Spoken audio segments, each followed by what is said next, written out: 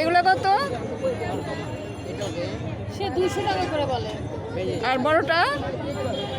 বড়টা বড়টা এটা কত? 250। আর সব এটা হলো 50। আবার এটা 250।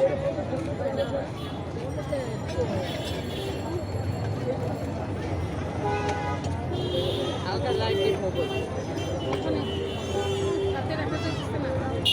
এর এই তিনটা এই দুইটা এই তিনটা আর চারটা আর হলো দুইটা কত হবে? আর এই 3টা বাটি কত? 550 টাকা দিয়ে